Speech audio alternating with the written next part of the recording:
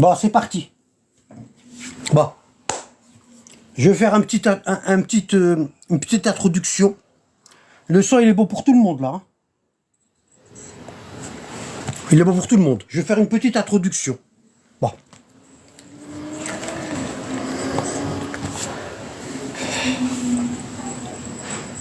Allah subhanahu wa ta'ala, il a créé l'humanité. Il a créé l'humanité. Et dans cette humanité, qu'on appelle la Terre, il a créé 6 catégories de créatures. C'est pas des hommes. Bon. D'accord? 6. D'ailleurs, je devais faire un cours sur ces 6 créatures qui ont vécu avant nous. C'est pour ça qu'on retrouve des squelettes et tout en paléontologie. Bon. Bon. Il a créé 6. Les avant-dernières créatures qu'Allah a créées, c'est les djinns. Les djinns. Les génies. D'accord? Ça, c'est les avant-dernières. Avant les djinns, il y avait les nesnes. D'accord? D'accord? C'est pas qu'ils sont ratés. Bon. Allah il a voulu montrer aux anges, avant de créer ces 6 créatures avant l'homme, des millions d'années avant nous, avant de créer ces 6 créatures, Allah subhanahu wa ta'ala, il avait déjà, regardez mes cours sur la tutelle formatrice, j'explique bien ça. Allah subhanahu wa ta'ala, il avait déjà créé, à partir de son trône, de la lumière de son trône, il avait créé l'âme de Mohammed, alayhi salatu salam. D'accord? Bon. Et de cette âme de Mohammed, il a créé l'âme de Ali, et il a créé l'âme des 12 imams descendants du prophète, dont Ali. Bon. Et ensuite, Allah, il a créé l'âme des prophètes. D'accord? Bon. Et ensuite, Allah, il a commencé à créer les cieux et la terre. Et la terre. Bon. Déjà, quand Allah a commencé à créer Adam, avant Adam, les créatures qui vivaient sur terre, ils savaient que Allah allait créer un être parfait. Un être parfait. Bon. Ils le savaient. Bon. C'est pour ça, dans le Coran, vous allez voir wa idh qala rabbuka lil malaikati inni ja'ilun fil ardi khalifa. Alors, regardez. Il faut toujours redire et redire la même chose. C'est inlassablement. Et c'est comme ça. Wallah. Il faut se répéter, répéter, répéter, jusqu'à ce que ça rentre dans la tête des gens. D'accord? Hein? Pourquoi? Parce que Allah, il dit, verset 18, surat al-Baqarah, sourds, muets, aveugles, ils ne peuvent donc pas revenir de leur égarement. Vous voyez? C'est pour ça qu'on doit toujours répéter, toujours. On parle à des aveugles, on parle à des sourds, hein? On parle à des muets, d'accord? Muets parce qu'ils lisent pas. Des sourds, parce que t'as beau répéter 100 fois ce que tu dis, ils écouteront pas. Et des aveugles, t'as beau leur montrer les sources, le Coran et les hadiths, bah, ils vont dire Anabadidi. Moi, je vais leur montrer un verset du Coran. Et ils vont dire Anabadidi. Ils vont pas dire Anabad nous a montré un verset du Coran. Ils vont dire Anabadidi. Voilà. Les gens, ils sont tellement bêtes. Parce que je sais, il n'y a pas trop de matière grise dans TikTok. Hein. En général, moi, chaque fois, je demande à quelqu'un, t'as arrêté tes études quand? Quand il voulait débattre avec moi. Il veut débattre avec moi, je lui dis, t'as arrêté tes études quand? Il me dit en 3e, en 4e. Je lui dis, puis tu veux débattre avec moi, frère? Tu sais même pas écrire. Regarde tes commentaires. Tu sais même pas écrire. Wallah. Est-ce que t'as déjà lu un livre en entier dans ta vie? Hein? Et ces gens-là qui veulent débattre, ils ont jamais rien lu. Hein? Alors, vous allez dans TikTok et vous voyez des gens en train de parler, puis vous gobez ce qu'ils disent, alors qu'ils ne vous rapportent aucune source, rien, aucune source, rien. Hein? Regardez, on peut encore comparer ces gens-là au moment où les nuées éclatent en pluie, où le ciel il devient noir, chargé de ténèbres, de tonnerre et d'éclairs, se mettent les doigts dans les oreilles, terrorisés par le fracas de la foudre et craignant la mort. Pourquoi il dit ça? Pourquoi il dit ça? Ben, quand je leur ramène leur source, c'est comme si il y avait le tonnerre, il y avait le fracas de la foudre. Ils ont peur. Et ils ferment leurs oreilles et ils s'en vont et ils disent allez-y pas là-bas, c'est un shit. Ils flippent. quand je leur lis leur livre. Parce qu'ils lisent pas. Hein? Il dit, Allah les encercle de tous les côtés. L'éclair presque les emporte, leur emporte la vue. Chaque fois qu'il leur donne de la lumière, ils avancent. Mais dès qu'il fait obscur, ils s'arrêtent. Si Allah voulait, il leur enlèverait certes l'ouïe et la vue. Car Allah a le pouvoir sur toute chose. Voyez? Hein? Il ressemble à quelqu'un qui a allumé un feu, puis quand le feu a illuminé tout l'alentour, Allah a fait disparaître leur lumière et les a abandonnés dans les ténèbres, où ils ne voient plus rien. C'est à des gens comme ça c'est à des gens comme ça qu'on est en train de parler. C'est à des gens comme ça. Hein? Regardez. Ici, 26, Baqara. Certes, Allah ne se gêne point de citer en exemple n'importe quoi, un moustique ou quoi que ce soit au-dessus. Quant aux croyants, ils savent bien qu'il s'agit de la vérité. D'accord? Bon, je vous disais que on est les 7e créatures sur cette terre, les 7e. D'accord? Nous, on est là. Les 7e. D'accord? Toutes les créatures qu'Allah avait mises sur terre avant nous, ils ont déconné. Ils ont déconné. Bon. Et aux cieux, ici aux cieux, il y a les premières créatures, les anges. D'accord? Les anges. Les anges, ils montent et ils descendent. Ils montent et ils descendent. Mais à la base, ils ont été créés pour les cieux. Ils n'ont pas été créés pour la terre. Bon. Leur gîte, c'est le ciel. Bon. Et Dieu, il dit ici, après les avant, alors les Nesnes, c'est les Nesnes, c'est les 5e créatures. Les djinns, c'est les 6e. Et nous, on est les 7e. Les hommes. D'accord? Bah. Et les 5e créatures, les Nesnes, c'est la moitié d'un homme. Attendez, je vais vous montrer une photo. J'aurai pas le temps de tout faire, hein. Je suis désolé.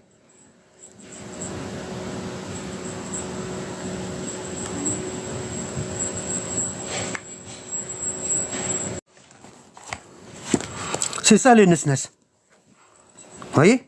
C'est ça. C'est la moitié d'un homme. C'est la moitié d'un homme. Voilà. Ils ont qu'un seul bras, ils ont une seule jambe, et ils sautent. Ils sautent. Ils se déplacent en sautant. Je vais vous montrer des images. Voilà, ici, il nous montre à Ouistiti, mais ça n'a rien à voir avec ça.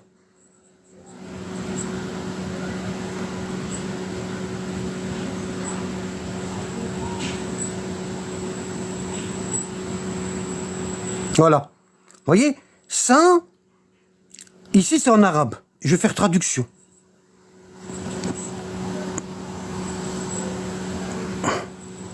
Voilà.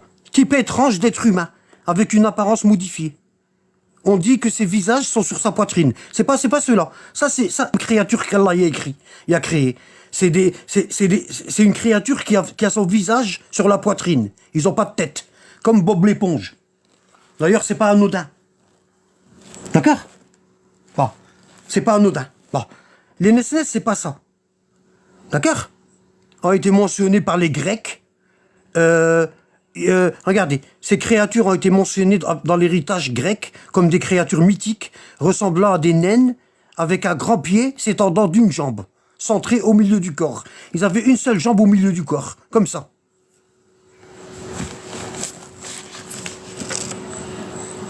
D'accord? Bon. Le cours, c'est pas sur ça. Ça, je le ferai une autre fois, quand j'aurai le temps. Le cours, il n'est pas basé sur ça. Il est basé sur l'étude de moralité de Aïcha. Vous allez comprendre pourquoi je vous dis tout ça. Il faut remonter parfois très haut. Parce que les gens, ils n'ont pas de niveau. Donc parfois, on est obligé de remonter très haut. D'accord? Bon. Regardez. Allah, il dit verset 30, Baqara, lorsque ton Seigneur confia aux anges, je vais établir sur terre un calife. Ça veut dire, je vais créer une 7e créature. Les 6 créatures avant nous, ils ont déconné. Et Allah, il dit, je vais en créer une 7e. Elle sera plus parfaite qu'eux. D'accord? Bon, les gens, ils n'arrêtent pas de voir défiler des créatures sur terre. Et à chaque fois, les créatures, ils déconnent. Ils se disent sûr et certain, la septième créature dont Allah parle, elle va être foireuse pour eux. D'accord? Bon, alors qu'est-ce qu'ils disent les anges? Ils disent, vas-tu désigner quelqu'un qui mettra le désordre et répandre le sang sur la terre, alors que nous sommes là à te sanctifier? Ils ont dit, les anges, ils ont dit à Dieu, ils ont dit, t'as pas besoin d'une autre créature. Nous, on est là. Nous, on est là. T'as pas besoin. Nous, on t'adore, on t'obéit. Pourquoi tu vas créer encore une créature qui va te désobéir? Bon. Et Allah, il leur dit, il dit, en vérité, je sais ce que vous savez pas. Bon. Et Allah, il a créé Adam, et il lui a appris tous les noms de toutes choses, et il présenta aux anges. Et il leur dit, informez-moi des noms de ceux-là, si vous êtes véridiques. D'accord? Bon. Ils dirent gloire à toi, ils n'ont pas su.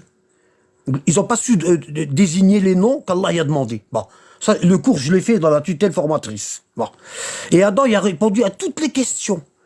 Il a répondu à toutes les questions. Et quand il a répondu à toutes les questions, Allah, il leur a dit, prosternez-vous devant Adam. Il est plus savant que vous. Il est plus savant que vous. D'accord? Bon. Ils se prosternaient tous sauf Satan. Bon. Allah, il dit à Adam et Ève, habitez au paradis. Et Satan, il leur en veut. Verset 36. Il dit, je vais tout faire pour les faire sortir du paradis. Parce que c'est à cause d'eux que j'ai été maudit. Alors que Adam, il n'a rien fait à Satan. Bon. Peu de temps après, Satan les fait glisser de là, du paradis. Et les fit sortir du lieu où ils étaient, du paradis. Bon. Donc, Satan, il s'est fait un devoir d'égarer tous les enfants d'Adam. Toutes les descendants d'Adam, Satan, il a dit, je vais tous les ramener en enfer. Bon. Et regardez. Allah, il dit, quand Adam et Ève, ils ont désobéi, il dit, descendez d'ici, vous tous. Toutes les fois que je vous enverrai un guide, regardez. Voilà. Voilà. Allah, il nous a donné une chance. Il a dit à Adam et Ève, descendez sur terre, vous allez devoir travailler pour manger, vous allez devoir coudre vos vêtements. Toi, Ève, tu vas enfanter avec douleur. Hein? Toi, Adam, c'est toi qui vas labourer la terre. Hein? C'était ça la punition. Parce qu'au paradis, il n'y a pas tout ça. Il n'y a pas tout ça. Bon. Et Allah, il nous a donné une chance. Il a dit à Adam et Ève, je ne vais pas vous laisser comme ça. Je vais vous envoyer des guides dans votre descendance. Et ceux qui suivront les guides n'auront rien à craindre. Bon. C'est là que je veux en venir. Bon. Des guides. Des guides. Bon. Ça veut dire, Adam, il est descendu sur terre. Allah, il a envoyé Noé, un guide. Noé, après Allah, il a envoyé Abraham. Entre ces prophètes-là, il y a eu beaucoup de prophètes. Hein. Allah y a envoyé, si vous voulez savoir, Allah y a envoyé 124 000 prophètes et a envoyé messagers. Vous voyez? Et Allah, il nous a parlé que de 28 prophètes dans le Coran. D'accord? Et à chaque fois qu'Allah y a envoyé un prophète, après c'est Moïse, à chaque fois qu'Allah envoyait un prophète, après c'est Jésus, je mets que les grands prophètes, hein. Et après c'est Mohammed. Bon, alayhim salam ajma'in. Bon, à chaque fois qu'Allah envoyait un prophète, soit il était tué, soit il était frappé par les hommes, soit il était tué, soit il était frappé. D'accord? Soit il était traité de menteur, hein? Soit il était expulsé de son pays, comme Abraham, comme Moïse et comme Mohammed, expulsé de son pays. Et à chaque fois ce prophète-là, il mourait, ben, le peuple, il revenait comme ils étaient avant. Il s'égarait. À chaque fois. À chaque fois que le prophète, il meurt, qu'il y a un prophète qui meurt, son peuple, il s'égare. À chaque fois. C'était tout le temps comme ça. Tout le temps. Depuis Adam. Depuis Adam. Bon. Et qu'est-ce qu'il fait son peuple? Qu'est-ce qu'il fait le peuple? Il prend le livre. Il prend le livre de son prophète. Hein? L'évangile, la Torah, l'évangile, les feuillets d'Abraham, les psaumes de David, le Coran. Et le peuple, il prend ce livre saint. Et qu'est-ce qu'il fait? Il le falsifie. Il le falsifie. D'accord? Voilà. Ça veut dire quoi? Ça veut dire, il transforme les paroles d'Allah. Il transforme les paroles de Dieu. Hein? Le peuple, il falsifie le livre saint. Il le falsifie. Bon. D'accord? Que ce soit la Torah, d'accord? Que ce soit la Bible, ou que ce soit le Coran, ils ont tous été falsifiés. Tous. Dedans, il y a du vrai et il y a du faux. D'accord? Comment on fait pour savoir s'il y a du vrai et il y a du faux? Comment on peut savoir? Bon, il faut consacrer toute une vie d'études. C'est pas du jour au lendemain, tu te réveilles, puis tu te dis, tiens, je vais aller expliquer la religion aux gens. C'est pas comme ça. C'est toute une vie d'études. Wallah al-Adim. Vous allez voir. C'est toute une vie d'études. Tout a été falsifié. Et moi, je suis un arabe pur, de père et de mère. Et je vais vous dire, ceux qui ont plus falsifié leurs livres, ça, c'est les Arabes. Wallah, c'est les Arabes. Parce que les Juifs, les enfants d'Israël, ils ont falsifié la Torah. Mais c'est pas grave. C'est pas grave. Pourquoi c'est pas grave? Parce qu'après, il y a Jésus. Il va venir tout rectifier. Hein? Jésus va ramener les évangiles et il va tout rectifier ce que les Juifs, ils ont falsifié dans la Torah. D'accord? Bon. Les chrétiens, ils ont falsifié les évangiles. Mais c'est pas grave. Pourquoi? Parce que Mohammed, il va venir avec le Coran. Mohammed va venir avec le Coran et il va tout rectifier. Mais ceux qui ont falsifié le Coran, il n'y a plus de livre saint après le Coran. Il n'y a plus de prophètes. Comment on fait? Hein? Les derniers qui falsifient, c'est-à-dire nous les Arabes. Il n'y a plus de livre saint. Il n'y a plus de prophètes. Comment on fait? Comment on fait? Hein? Ah ben le prophète, il a dit, je vous laisse 12 de mes descendants, de père en fils. Hein? Leur père, le premier imam, c'est Ali. Le deuxième imam, c'est le Hassan. Le troisième, c'est le Hussein. Et le 12e, c'est l'imam Mohammed al-Mahdi, qui va venir nettoyer la terre une bonne fois pour toutes. Et là, il n'y aura plus. Il n'y aura plus d'erreur. Tout il sera rectifié. Et la terre, elle va vivre honnêtement. Elle va vivre dans le droit chemin pendant 309 ans. Et après, c'est la fin des temps. Bon. Tapotez, hein, parce que mon live, il va bloquer, puis moi, je regarde pas. Je suis pas en train de regarder. D'accord? Alors, s'il y a des frères et sœurs, barakallahu fihum, qui tapotent, hein, comme ça, parce que la dernière fois, j'ai été éjecté 2 fois de mon live. Parce que, comme moi, je touche pas à la caméra, hein, vous voyez, le téléphone, il est en haut, et comme je le touche pas, ils me disent, votre live, il est en, comment on appelle ça? En veille. Et ils me le ferment. D'accord? Donc, tapotez, s'il vous plaît. Bon. Après Mohammed, le prophète, il nous a dit, après moi, il n'y aura plus de prophète qui va venir. Il n'y aura plus de nouveaux livres qui va venir rectifier ce qui a été falsifié par les peuples précédents. Donc je vous laisse quoi? Je vous laisse mon Coran, que je vous ai ramené, selon l'explication de mes descendants. D'accord? Bon. Et l'explication des descendants du prophète, hein, ça c'est des trucs que je répète tout le temps, comme ça rentre dans la tête. Hein? L'explication des descendants du prophète, c'est ces livres-là. Bon, vous voyez, ces livres-là. Bon. Ces livres-là, bon, ils sont très difficiles à trouver. D'accord? Ils sont très difficiles à trouver. Bon. Hein?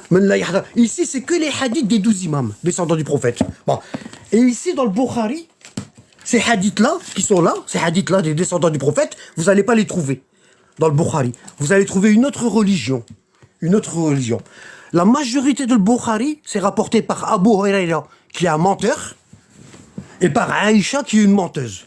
Et on va faire une étude de moralité. Je vais vous montrer toutes les preuves. D'accord? Et Dieu sait qu'il y en a. Je pourrais pas tout faire. Hein. Je vous le dis. Hein. D'accord? J'ai pas eu le temps. 2 heures, c'est pas assez. D'accord? Bon. Donc, le prophète, il dit, je vous laisse 12 descendants. À chaque fois que les Arabes, ils vont falsifier un verset du Coran, allez regarder dans les livres de mes descendants comment le verset il a été révélé.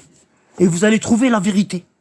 D'accord? Vous voyez? C'est écrit le verset, et puis c'est écrit exactement comment il a été révélé.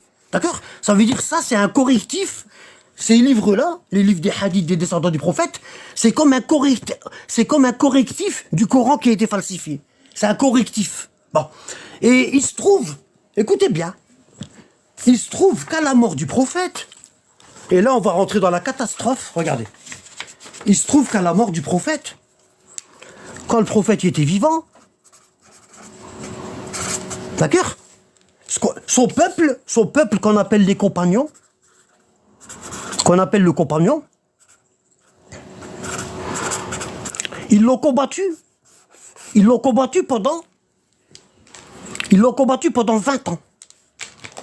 20 ans, pendant 20 ans, ils l'ont combattu. Ils ne voulaient pas de lui. Ils disaient, on suit nos parents, on suit les anciens. Hein. Ça, tout le monde peut le trouver, ça. J'ai pas besoin de ramener de preuves, c'est partout. Ils l'ont combattu pendant 20 ans. Et le prophète, il a réussi à avoir le dessus sur eux. D'accord? Bon. Le prophète, il a réussi à avoir le dessus sur eux. Bon. Comment il y a eu le dessus sur eux? Bah, les hypocrites, ils avaient peur. Ils se cachaient. Ils se cachaient. D'accord? Les hypocrites, ils se cachaient. Par exemple, ici. Regardez. Ici. Vous avez la sourate Les Hypocrites. Allah, il dit, quand les hypocrites viennent à toi, ô Mohammed, ils disent, nous attestons que tu es certes le messager d'Allah. Allah, c'est que tu es vraiment son messager. Et Allah atteste que les hypocrites sont des menteurs. Et Allah, il dit au prophète, et quand tu vois les hypocrites, leur corps t'émerveille. Ça veut dire, le prophète, il pensait que c'était des croyants. Il pensait que c'était des croyants. Hein? Et Allah, il dit, les vrais hypocrites, c'est ceux qui sont autour de toi, là, qui te donnent leur fille en mariage, hein, et qui sont toujours autour de toi, en train de te donner des conseils. Et les deux qui étaient toujours autour du prophète, c'est Abu Bakr et Omar. Omar, il a donné sa fille Hafsa au prophète, on va le voir après, et Abu Bakr, il a donné sa fille Aïcha au prophète. Pourquoi ils ont donné leur fille au prophète? Ils se sont dit comme ça, si le prophète il meurt, obligatoirement, comme on est de sa famille, il va nous donner le pouvoir. Et on sera les califes. Et on va s'en mettre plein les poches. D'accord? Mais c'était sans compter sur Ali. Ali, il était jeune. Quand le prophète est mort, il avait 33 ans. Et Abu Bakr et Omar, ils ne l'ont pas calculé. Alors que c'est lui qui a eu la succession. D'accord? Donc Aïcha et Hafsa, ils ont empoisonné le prophète. Ils l'ont empoisonné. Et comme Abu Bakr, il était faible, Aïcha, elle a dit à Omar, si tu m'aides à mettre mon père, je te promets que mon père, quand il sera calife et il meurt, il va te désigner avant de mourir. Et je vous le donne dans le mille. Qui est-ce qui a désigné Omar? Abu Bakr. Il n'y a même pas eu de consultation. Il n'y a rien eu. D'accord? Bon. Et Allah, il dit, quand tu les vois, leur corps t'émerveille, et s'ils parlent, tu écoutes leurs paroles, ils sont comme des bûches appuyées contre les murs. Ils sont toujours autour de toi, appuyés contre le mur, en train de te surveiller. Qu'est-ce que tu es en train de faire? Et ils pensent que chaque cri est dirigé contre eux. L'ennemi, c'est eux. Prends-y garde. L'ennemi, c'est eux. Prends-y garde. Allah est en train de dire au prophète ici que tes véritables ennemis, ils sont à l'intérieur de ta maison. C'est comme le cheval de Troie. Vous avez vu, hein? Ils ont offert le cheval de Troie en cadeau, et dedans, il y avait des soldats. Il y avait des soldats. Et la nuit, quand ils ont fermé quand ils ont fermé le château et tout, bah, les soldats, ils sont sortis du cheval de Troie, et ils ont tué tout, hein? Ça veut dire quoi? Ça veut dire, le ver était dans le fruit, à l'intérieur. Allah est en train de dire au prophète que le ver, il est à l'intérieur du fruit. L'ennemi, c'est eux. Ceux qui sont avec toi, H24. C'est pas ceux qui sont loin, puis ils te regardent pas, et ils parlent sur ton dos. Non, c'est ta propre famille par alliance. D'accord? Le prophète, il avait deux familles. D'accord? Il avait deux familles. Il avait la famille génétique, ses descendants. D'accord? Et il avait sa famille par alliance. D'accord? Non. Et vous savez, dans toutes les familles, c'est comme ça. Dans toutes les familles, c'est comme ça. Ces deux familles-là, ils s'aiment pas. Depuis quand la belle-sœur, elle aime bien la belle-fille? Hein? Depuis quand la belle-mère, elle aime bien la mère de l'autre? Depuis quand? Ça a toujours été comme ça. Ça change pas. Ça change pas. Ils se détestaient. Ils se détestaient. Pourquoi? Parce que la famille par alliance, c'était qui? C'était Abu Bakr, le beau-père du prophète. Omar, le beau-père du prophète. Et Aïcha, la fille d'Abu Bakr. Et Hafsa, la fille d'Omar. Et ici, il y avait qui? Il y avait Ali. Il y avait Fatima, la fille du prophète. D'accord? Il y avait Khadija, la mère de Fatima, la première femme du prophète, celle qu'il aimait bien. Hein? Et il y avait Hassan, les enfants, et le Hussein. D'accord? Et de ce côté-là, la famille par alliance, elle attendait un enfant. Aïcha et Hafsa, ils attendaient un enfant. Il dit, on voudrait bien avoir un enfant. Hein? On voudrait bien avoir un enfant. Hein? Parce que si le prophète il y a un fils, ceux-là, ils vont être déshérités. Ceux-là. D'accord? Parce que son fils, il passe avant ses petits-fils. Et avant sa fille. D'accord? Hein? Bon. Vous bloquez toute personne, les modérateurs, vous bloquez toute personne qui sont en dehors de... qui commentent en dehors du live. D'accord?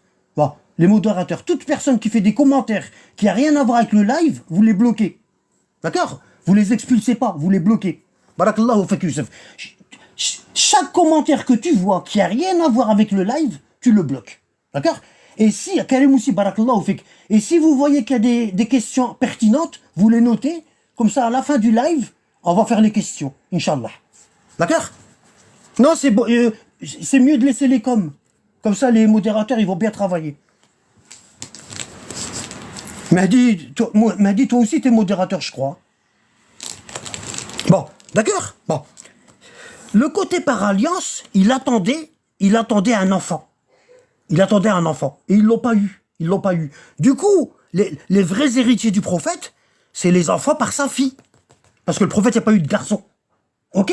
Bon. Ici, on a un hadith. Tu vois, vous allez me dire, Anaba, prouve-nous que c'est vrai. Ici, on a Sahih ibn Hibban, c'est authentique. Sahih ibn Hibban, c'est authentique. Bon, c'est en arabe. C'est en arabe. Et vous avez ici, Dikr, Wasf, Tazawij, Ali ibn Abi Talib, Fatima. Comment l'imam, c'est sunnite. Hein. Ça, c'est sunnite. C'est encore plus authentique que le Bukhari. Bon, il n'a pas été choisi parce qu'il dit beaucoup de choses, lui. Le Bukhari, il cache, donc ils l'ont choisi. Ils ont choisi celui qui cache le plus la vérité. Et ils ont dit, c'est le livre le plus authentique après le Coran. Parce qu'il cache la vérité. Bon. Et lui, il avait la langue un peu plus pendue. D'accord? Lui, il dit, vous voyez ça, le Bukhari, il n'a pas rapporté, le hadith là. Bon. Comment Ali s'est marié avec Fatima? Bon. Je laisse comme ça pour ceux qui lisent l'arabe. Bon. C'est le hadith numéro, noté pour ceux qui veulent. Hadith numéro 6953 dans le Sahih d'Ibn Hibban. Tome 6. C'est le tome 6. D'accord? Bon. Ici, on a le hadith où Abu Bakr, il va voir le prophète. Ça, c'était avant de lui donner sa fille, Aïcha, au prophète. D'accord? Abu Bakr, il va voir le prophète. Et le prophète, il dit au prophète, je suis venu te demander quelque chose. Et le prophète, il lui dit, qu'est-ce que tu veux? Je laisse là pour l'honnêteté, l'honnêteté intellectuelle. Je laisse la page, comme ça ceux qui sont arabes, ils peuvent faire une capture d'écran, hein, et faire une traduction de Google. Bon. Donc Abou Bakr, il va voir le prophète et il lui dit, j'ai une requête, j'ai un truc à te demander. Et le prophète, il lui dit, qu'est-ce que tu veux? Et Abou Bakr, il lui dit, tu me maries ta fille Fatima. Alors qu'Abou Bakr, il était vieux. Fatima, c'était une petite fille, elle avait 10 ans. Hein? Et Abou Bakr, il dit, le prophète, il s'est tu. Il n'a rien dit. Il n'a rien dit. Bon. Abou Bakr, il était affolé. Il est reparti voir Omar. Et Omar lui dit, qu'est-ce que t'as? T'es tout affolé. Il dit, je reviens de chez le prophète. Je suis parti lui demander sa fille Fatima. Et le prophète, il m'a rien dit. A'rada anni. Il m'a repoussé. D'accord? Bah. Omar lui dit, Makanek, reste à ta place. Je vais aller le voir. Et je vais lui demander la même chose que tu as demandé. Omar, il dit, je suis parti vers le prophète et je lui ai demandé la même chose que Abou Bakr. Le prophète, il m'a dit, qu'est-ce que tu veux? Et je lui ai dit que tu me donnes ta fille Fatima en mariage. D'accord? Bon. Et le prophète, il a rien dit. Bon. Omar, il repart voir Abou Bakr. Et Abou Bakr, il lui dit, qu'est-ce qui s'est passé? Et Omar, il lui dit, il a fait comme toi, il m'a rien dit. Et Omar, il dit à Abou Bakr, à mon avis, à mon avis, il est en train d'attendre la révélation divine sur sa fille Fatima. C'est Dieu qui va décider à qui il la donne. Il est en train d'attendre la révélation divine. D'accord? Bon. Et ils se sont dit, les deux, Abou Bakr et Omar, viens, on va voir Ali. On va lui dire de faire la même chose que nous. Pour voir. Hein? Pourquoi ils sont pas partis voir un autre compagnon? Pourquoi ils sont partis voir Ali? Parce qu'ils savaient très bien que Ali, c'était le successeur du prophète. Il leur avait dit déjà maintes fois à la Mecque, hein? Il leur avait dit maintes fois et maintes fois à la Mecque, mais ils voulaient pas. Ils voulaient le pouvoir. D'accord? Bon. Ils sont partis voir Ali, et Ali est parti, et le prophète, il lui dit, je sais qu'est-ce que tu veux. Tu veux me demander ma fille? Fatima en mariage? Bon. Et Ali, c'est le cousin du prophète. D'accord? Et ils ont grandi ensemble. Bon. Et Ali, il avait honte du prophète. Il a baissé la tête et il lui a fait signe, oui. Et le prophète, il lui a dit, t'as quelque chose pour la dot? Est-ce que t'as quelque chose pour la dot? Et l'imam Ali, il dit quoi?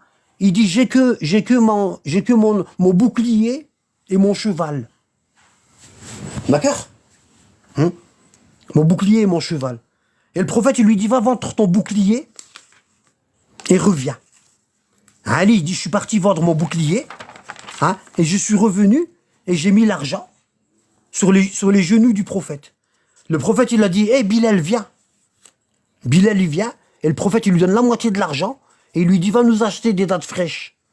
Et quand tu le ramèneras, tu mettras un tapis par terre, et tu disperseras les dattes fraîches, et tu inviteras les gens. D'accord? Bon. Ça, c'est sunnite, hein, ce que je vous dis là. C'est sunnite. Bon. Bilal, il a fait ça. Bilal, il a fait ça. Et il est revenu avec des dates. Et le prophète, il a appelé Ali. Il lui a dit, quand tu vas rentrer, ne parle surtout pas à Fatima, ma fille. Tu vas t'asseoir dans un coin de la maison et tu m'attends. Et tu m'attends. T'attends que je vienne. Ali, il est rentré. Il s'est mis dans un coin de la maison. Et il a attendu que le prophète il vienne pour les noces. Bon. Ayman, la nourrice du prophète, Ayman, c'est celle qui a allaité le prophète, c'était sa nourrice. Hein, elle est rentrée avec Fatima, la fille du prophète. Bon, elle est rentrée et ils se sont assis de l'autre côté de la pièce. Et ils attendaient les invités. D'accord? Le prophète, il est venu, il est rentré et il a dit, Ali, mon frère, il est là. Il a dit, Ali, mon frère, il est là. Et Ayman, elle lui a dit, tu l'appelles ton frère et tu lui donnes ta fille? Et le prophète, il lui a dit oui. C'est mon frère spirituel. Allah, il nous a créé de la même lumière. Ah. Et là, le prophète, il dit à Fatima, sa fille, approche-toi. Il lui dit, va me chercher de l'eau. Elle est partie chercher une outre d'eau. Elle la donne au prophète. Et le prophète, il lui dit, approche-toi. Approche-toi. Et elle s'est approchée. Il lui a jeté une poignée d'eau sur sa poitrine, hein, et il a dit, Allahumma inni u'iduha bika wa durriyataha min ash-shaytan ar-rajim. Voyez? Et ça, c'est la même invocation que Anne, la mère de Jésus, elle a fait quand elle a enfanté de Marie. Attendez, hein. Imran 36. C'est ça? Attends.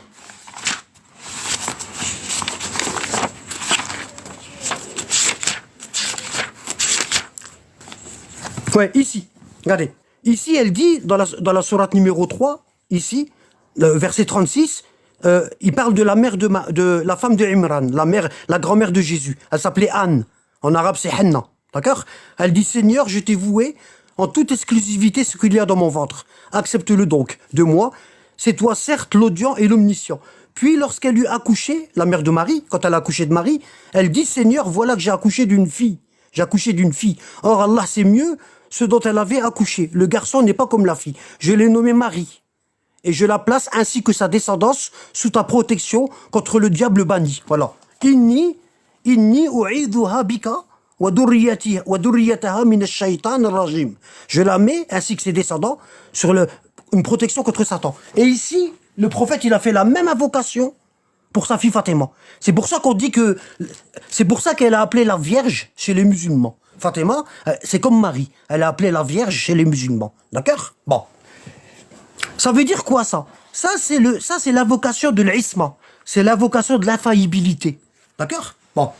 Quand le prophète y a expliqué le verset ici, le verset comme quoi la grand-mère de Jésus, elle a fait cette invocation.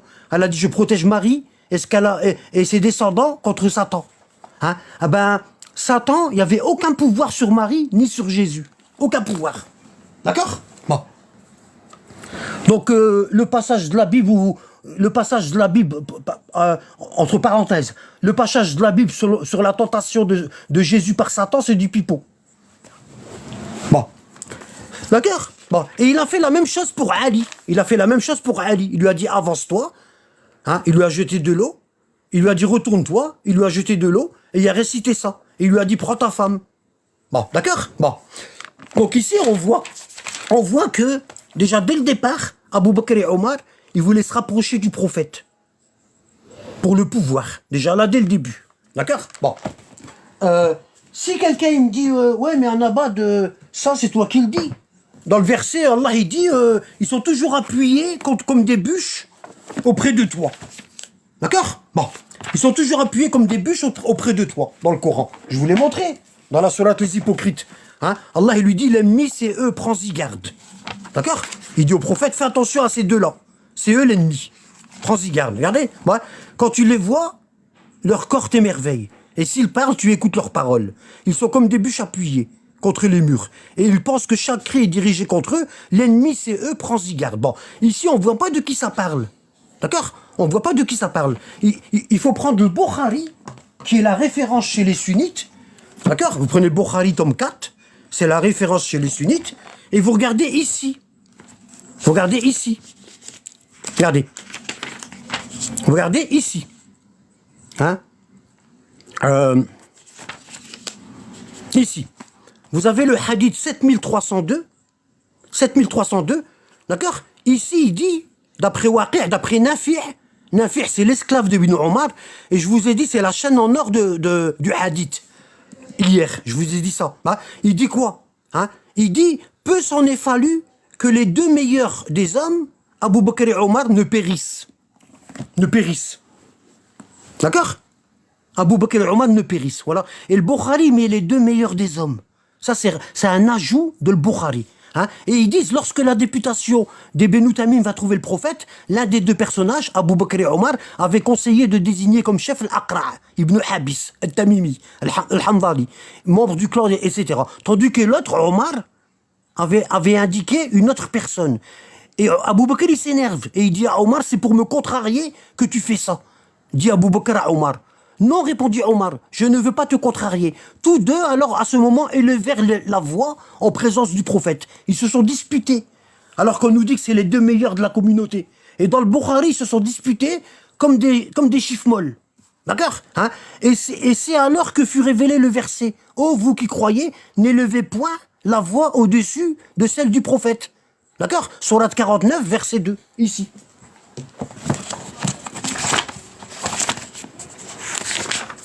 Ici. Ô vous qui avez cru, n'élevez pas vos voix au-dessus de la voix du prophète, et ne haussez pas le ton en lui parlant. D'accord? Comme vous le haussez les uns avec les autres. Sinon vos œuvres deviendraient vaines. Bon, il y en a un jour, il y a un pseudo-sunnite, il m'a dit, un jour, il voulait jouer le coq. Il m'a dit, ouais mais Dieu il a dit, oh vous qui croyez. Donc Abu Bakr et Omar, ils sont croyants. Parce qu'Allah, il a dit, oh vous qui croyez. Et toi, en abat, t'es en train de dire qu'ils sont hypocrites. Moi, j'ai saisi ça au plein vol. J'étais content. Je lui ai dit, non, regarde, je vais t'expliquer un truc. Regarde. Je lui ai dit, prends la sourate des hypocrites. Prends la sourate des hypocrites et va au verset.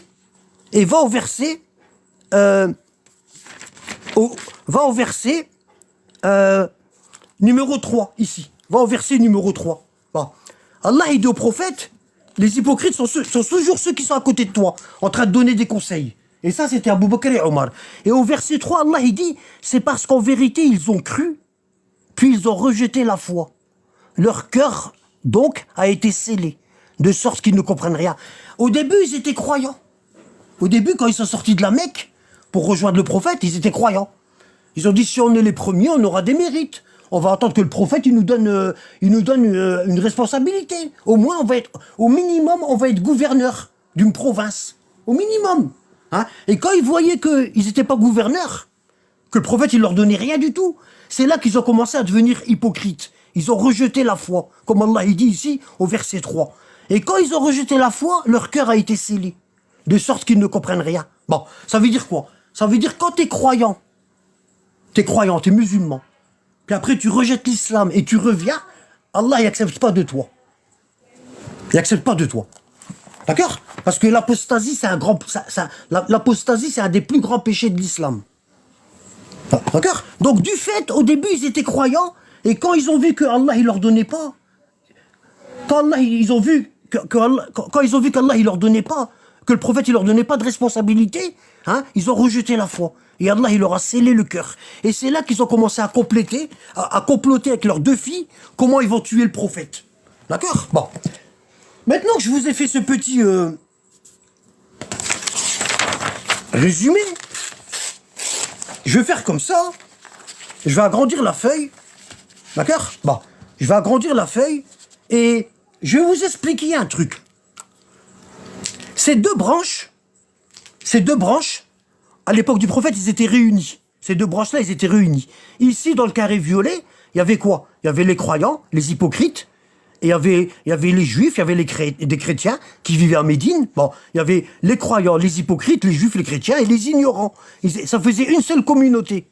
Ils étaient une seule communauté. Bon, mais quand le prophète y est mort, hein, quand le prophète y est mort, ils ont commencé à montrer leur vrai visage. Et je vous l'ai montré hier, dans le hadith de Hudayfa, dans les Sahih de Muslim, où Hudayfa, il disait, du vivant du prophète, c'était de l'hypocrisie. Les gens, ils cachaient leur mécréance dans leur cœur. Et maintenant que le prophète y est mort, carrément, la mécréance, elle a remplacé la foi. Hudayfa, il disait ça hier. Il est dans le live numéro 1 et 2, que j'ai mis sur YouTube. Bon.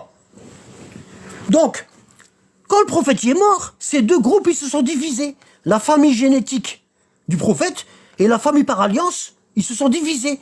Pendant qu'Ali, il avait le corps du prophète, pendant qu'il avait le corps du prophète, hein, ah ben, à votre avis, je vous le donne dans le mille, qu'est-ce qui s'est passé? Qu'est-ce qui s'est passé? Abu Bakr et Omar, ils étaient en train d'élire Abu Bakr comme calife. D'accord? Hein? Et Ali, l'imam Ali, il pouvait pas abandonner le prophète. Parce que je vous dis que tellement il y avait de la mécréance à cette époque, le corps du prophète, il est resté 3 jours. Alors que normalement, chez les musulmans, quand quelqu'un y meurt, on l'enterre le premier jour. Voyez? Tellement il y avait un trafic qu'on veut pas que vous sachiez. Hein? Il y a l'omerta. Et vos savants, ils vous disent, ne lisez pas. Ne faites pas des recherches. Parce que vous allez devenir mécréants comme Anabad. Hein? C'est pour ça les sunnites, ils ont peur de lire. Ils ont peur. Ils leur disent, si vous lisez des livres, vous allez devenir mécréants comme Anabad. Du coup, ils lisent pas. Il n'y a pas un seul sunnite qui lit. Allez les voir dans des lives de chrétiens et des lives de juifs, comment ils se font massacrer. Wallah, les pseudo-sunnites, ils se font happer. Hein? Les chrétiens, ils connaissent mieux la religion qu'eux. Hein? Bon. Du coup, il y a eu deux groupes. Bon. Hein? Le groupe d'Abou Bakr, ils ont payé des mercenaires. Ici, ils ont payé des mercenaires. Attendez, hein.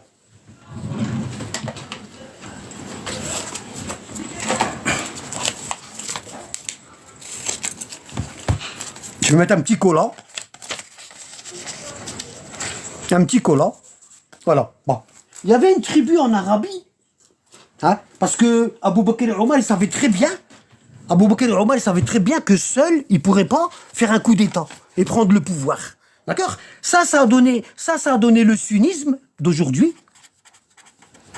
D'accord? C'est environ 85% des musulmans. C'est pour ça les chrétiens et les juifs et les occidentaux, ils pensent que l'islam c'est ça. Alors que c'est faux. Ils disent que le prophète, ici, ils disent que le prophète s'est marié avec Aïcha à 6 ans, qu'ils aimaient bien les petites filles vierges, etc. Ça c'est faux. Les gens ils pensent que c'est ça l'islam. Hein? Et ça a donné combien? Ça a donné 15% des musulmans.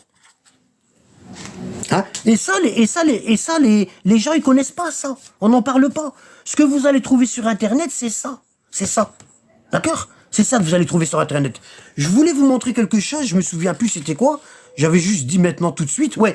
Alors, à la mort du prophète, Abu Bakr et Omar, comme ils savaient qu'ils pouvaient pas prendre le pouvoir seuls, il leur fallait des alliés.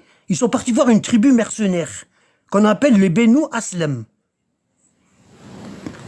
Et ils leur ont dit, si vous nous aidez à prendre le pouvoir, on va vous rendre riches. D'accord? Ici, les Benu Aslam, regardez.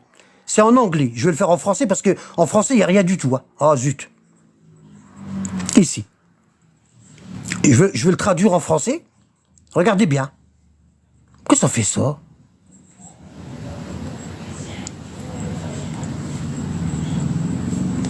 Pourquoi quand j'appuie là, on a peur de toucher? Ah oui, traduire, ouais. Voilà, ici, regardez. Bon, regardez ça. Les Benu Aslam étaient une tribu arabe à l'époque du prophète Mohammed, alayhi salam. Lors de l'invasion de... Mohammed envoyait 3 espions, etc., au cours de la bataille du tranché. À l'époque d'Abou Bakr, après la mort du prophète, les Benu Aslam sont venus soutenir Abou Bakr et Omar. Et ils ont prêté allégeance à Abou Bakr à l'époque des guerres, des Ridda. Abou Bakr a noté qu'après avoir vu cela, il était certain de la victoire. Quand cette tribu-là, elle est venue à Médine pour faire le coup d'état pour l'aider, Abou Bakr, il était sûr d'être gagnant. Il était sûr d'être gagnant. D'accord? Voilà. Hein? Et ils étaient 700 à Médine, dans les rues de Médine. Ils étaient 700. Des mercenaires. Ils ont payé des mercenaires pour faire le coup d'état et prendre le pouvoir. Bon. Tout ça, pour revenir, tout ça pour arriver au début du cours, hein, où je vous dis que ici, ce qu'on appelle le sunnisme, 80% de la tradition ici, des hadiths, 80% des hadiths ici, dans le sunnisme, c'est Abu Huraira et Aïcha. Ils ont même inventé un hadith ici, chez les sunnites, les pseudo-sunnites, ils ont inventé un hadith où soi-disant le prophète aurait dit « Prenez la moitié de votre religion de Aïcha ». Ça veut dire pratiquement tout le sunnisme, c'est Aïcha, Aïcha, Aïcha, Aïcha, Aïcha. Elle a menti sur tout. Et ici c'est les hadiths des 12 imams, descendants du prophète, que les gens ils regardent pas. Parce qu'ils disent, ouais, c'est des chiites, ils se frappent le dos, etc. On les a diabolisés, ici. On les a diabolisés. Comme ça, les gens, ils se sauvent, ils ont peur. Bon. Maintenant que j'ai établi le terrain, j'ai bien établi le terrain, maintenant, on va rentrer dans le vif du sujet. Bon. Chez les sunnites et chez les chiites, il y a une grande divergence que depuis 1400 ans, ils n'ont pas réglée. Cette divergence, elle n'a pas été réglée depuis 1400 ans. Bon.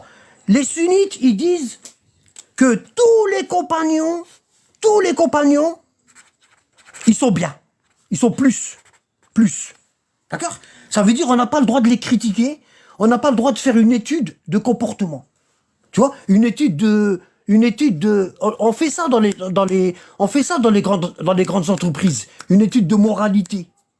Quand on va embaucher quelqu'un pour un poste important, hein, notamment où est-ce qu'il y a des enfants, où est-ce qu'il faut gérer de l'argent et tout, ben on fait une étude de moralité, hein, et on demande un casier judiciaire pour voir si la personne elle a été condamnée, est-ce que c'est une personne qui marchait droit, est-ce que c'est une personne de confiance. Ah ben chez les sunnites, l'étude de moralité elle est interdite.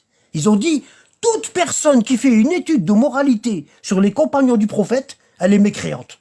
Alors que ça, il n'y a pas dans le Coran. Il n'y a pas. Ça, il n'y a pas. Dans le Coran, c'est Allah et les prophètes. Il n'y a pas les gens. Il n'y a pas. Hein? Jamais dans le Coran, vous allez voir que Moïse, il dit que tout son peuple, il marche droit. Que Jésus, il dit que tout son peuple, il marche droit. Que Pharaon, il dit que Abraham, il dit que tout son peuple, il marche droit. Ça n'existe pas. Il n'y a que chez nous. Chez nous, on nous a dit quoi? On nous a dit que c'est grâce aux compagnons que le prophète, il nous a propagé l'islam. Sans les compagnons, le prophète, il n'aurait rien pu faire. Abou Bakr, il lui a donné de l'argent au prophète. Il l'a aidé avec de l'argent, financièrement. Omar, il l'a aidé avec la bagarre. Hein? C'est ce qu'ils disent, les sunnites. Bon. Et les sunnites, ils disent, toute personne qui fait une étude de moralité sur les compagnons, elle est mécréante. C'est pour ça, quand on parle à des pseudo-sunnites, ils ont peur. Ils ont peur. Quand ils entendent un abbad dire Aïcha, elle ment, déjà, ils ont peur. Hein? Attrapez un pseudo-sunnite et dites-lui, tu répètes derrière moi, Aïcha ment. Vous allez voir comment il va se sauver. Il va mettre ses mains sur ses oreilles et il va se sauver. Comme si Aïcha c'était Dieu. Hein? Les juifs, ils ont eu le culte des saints. Les chrétiens, ils ont eu le culte des saints. Et les musulmans, ils ont eu le culte des saints. Hein? Quand vous allez regarder le culte des saints chez les juifs et les chrétiens, vous allez voir qu'il y a des saints, ils ont fait l'inceste avec des enfants. Hein, et c'est caché, le Vatican, il ne le dit pas. Hein. Vous allez voir tous des trucs comme ça. Bon. Et chez les musulmans, c'est pareil. Il y a des compagnons qui pratiquaient des viols. Il y a des compagnons qui pratiquaient des viols. Il y a des compagnons qui pratiquaient des tournantes. Hein. Wallah l'azim, ce que je dis, c'est vrai. Et je vais vous le prouver maintenant là. Bon. D'accord? Ils ont le culte des saints. D'accord? Ça veut dire quoi? Ça veut dire ils mettent les compagnons comme des divinités à côté d'Allah. Et si tu commences à parler sur un compagnon, sans insulter, hein, sans insulter, juste tu sors un hadith de Bukhari, et tu dis, regardez Aïcha, qu'est-ce qu'elle dit? Elle dit des gros mots. Elle est en train d'insulter le prophète. Hein? Ah ben ils vont te traiter de mécréant. Et pourtant, le livre que tu es en train d'utiliser, c'est le livre le plus authentique chez eux. Le plus authentique. Hein? Dès qu'ils sont jeunes, dans le sein de la maman, on leur a mis un antidote. Hein? On leur a mis un antidote. La répugnance, dans cet antidote, il y avait la répugnance contre toutes les personnes qui lisent les livres et qui ramènent les vérités. Ils ne peuvent pas supporter la vérité. Ils ne peuvent pas supporter la vérité. Vous l'avez vu hier dans le live. Vous l'avez vu comment c'était. Hein? C'était comme ça. C'était tendu. C'était tendu. Ils ne supportent pas la vérité. Et ici, du côté des 12 imams, qu'est-ce qu'on nous dit? Qu'est-ce qu'on nous dit? On nous dit seul Allah, le prophète Mohammed et ses descendants les 12 sont fiables. Bon, pourquoi ses descendants les 12? Parce que le prophète, il les a nommés. Il nous a dit, après moi, suivez mes 12 imams. Et le prophète, il nous dit, c'est toujours 12. À l'époque de Moïse, c'était 12. À l'époque de Jacob, avant Moïse, le petit-fils d'Abraham, c'était 12 enfants, 12 tribus. Hein? Les 12 enfants-là, ils sont devenus 12 tribus d'Israël. À l'époque de Jésus, à l'époque d'Ismaël, le fils d'Abraham, dans la Bible, je l'ai montré la dernière fois, dans la Bible, Ismaël a eu 12 fils. Il a eu 12 fils. C'est 12, d'accord? Et Ismaël, c'est le père des Arabes, l'ancêtre du prophète Mohammed. Et à l'époque de Jésus, c'est 12 apôtres. Et à l'époque de Mohammed, après sa mort, c'est 12 descendants. C'est toujours 12. Allah, il a fait ça, il nous a donné ça comme point de repère. Si t'as pas 12 dans ta religion, bah t'es égaré. Regardez par exemple le Vatican, ils ont 13. Ils ont rajouté Paul de Tarse. Ils ont dit c'est un apôtre, mais il n'a pas vu Jésus. Et quand vous regardez la scène de Léonard de Vinci, où est-ce qu'ils sont à la table, là, le repas de la Pâque, ce qu'on appelle nous la table garnie, la table garnie dans le Coran, et vous allez voir que le Vatican, ils n'ont pas 12 apôtres, ils en ont 13. Ils ont dit que Paul de Tarse, c'est un apôtre, mais il n'a pas vu Jésus. C'est un type qui vient de Rome, après que Jésus a été élevé au ciel, astaghfirullah, hein, il vient de Rome, et puis il dit de mon voyage à Rome vers Jérusalem, j'ai eu une vision, j'ai vu Jésus. Jésus, il est descendu, et il m'a dit, tu seras apôtre. Et c'est le 13e apôtre. Et les chrétiens du Vatican, ils ont rajouté les épîtres de Paul. Alors ça fait pas partie des évangiles. Regardez, Paul de Tarse. Regardez. Et c'est toujours comme ça, toujours. Regardez. Voilà, Paul de Tarse. Bon, regardez. Ici,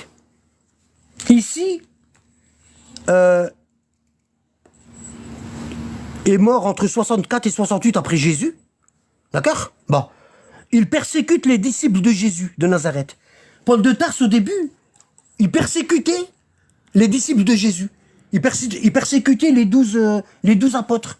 Et après, c'est devenu un apôtre et c'est devenu un saint. C'est devenu un saint. Alors qu'au début, il persécutait, regardez, il persécute les disciples de Jésus de Nazareth avant de revendiquer le titre d'apôtre de ce dernier, bien qu'il n'appartient pas au cercle des 12. Et les chrétiens du Vatican, ils ont 13 apôtres. Et pourtant, ils savent qu'il n'appartient pas au cercle des 12. D'accord? Il dit qu'il a rencontré Jésus dans son chemin vers Jérusalem. Et puis, Jésus lui a dit, t'es mon 13e apôtre et tout, dans un rêve, hein, dans un rêve. Bon.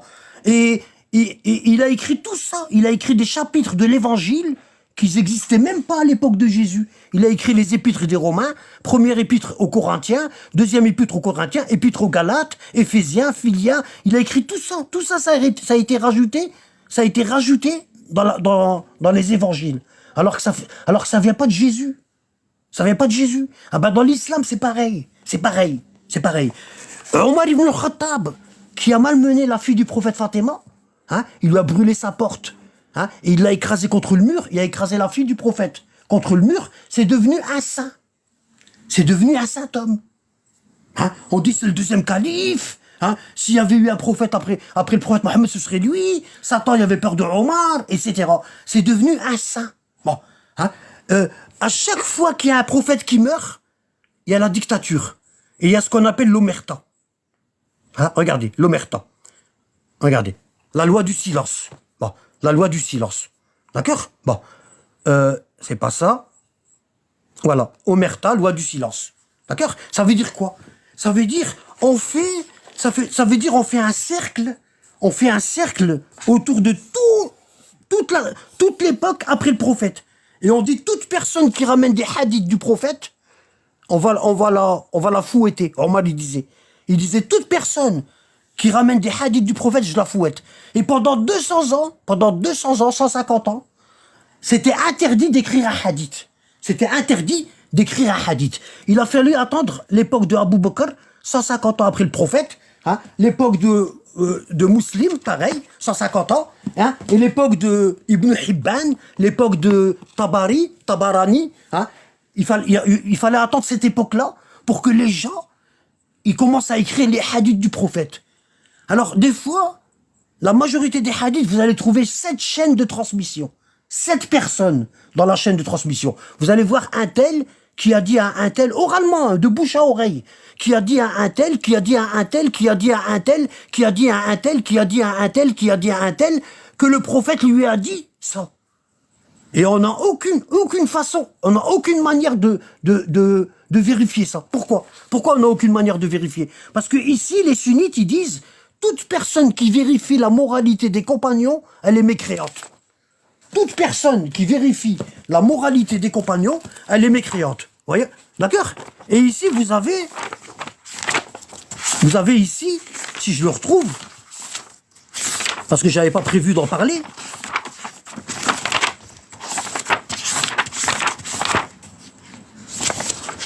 ici, voilà. Ici, vous avez le Sahih de Muslim, donc c'est authentique, le Sahih de Muslim. Et on a un hadith ici où il dit, un jour, en sortant pour nous recevoir, Abu Huraira s'est frappé le front par la main. Et il dit à ses compagnons, qui vivaient à son époque, il dit, certes, vous dites entre vous que je mens sur le messager d'Allah. Les gens à l'époque d'Abu Huraira, les tabi'in, ceux qui vivaient à l'époque des compagnons, quand ils parlaient entre eux, ils disaient Abu Huraira, il ment. Ah oui, il a ramené 5700 hadiths. C'est le plus grand fournisseur de hadiths. 5700. Et les gens lui ont dit, t'es resté 2 ans avec le prophète. T'es venu à Médine 2 ans avant la mort du prophète et t'as ramené 5700 hadiths. Et on a des compagnons comme Ali, hein, qui a vécu toute sa vie avec le prophète. Hein, et le prophète, il est mort dans ses bras. Hein. Chez les sunnites, on a 400 hadiths de Ali. Et encore.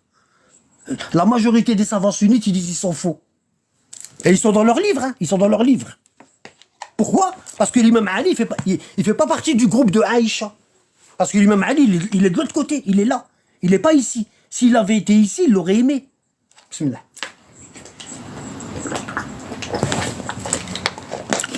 D'accord? Donc ici, chez les pseudo-sunnites, ici, pratiquement toute la religion, c'est Aïcha et Abu Huraira. Et Abu Huraira, je vais te montrer dans Sahih Muslim que les gens qui vivaient à son époque, déjà, ils le prenaient pour un menteur. Parce qu'il lui disait, d'où tu sors des hadiths? Il leur sortait des hadiths comme abracadabra de leur chapeau. Vous avez vu les gens qui font le cirque, là? Ils sortent des oiseaux de leur chapeau, hein, avec la baguette. Bah lui, il faisait comme ça. Vous voulez que je vous sorte 4-5 hadiths? Tac, il leur sortait des hadiths. Et puis des fois, il se contredisait. Il lui disait, hier, t'as dit ça. Hein, il lui disait, hier, t'as dit ça. Et lui, il s'énervait. Il s'énervait. Où est-ce qu'il est, le hadith?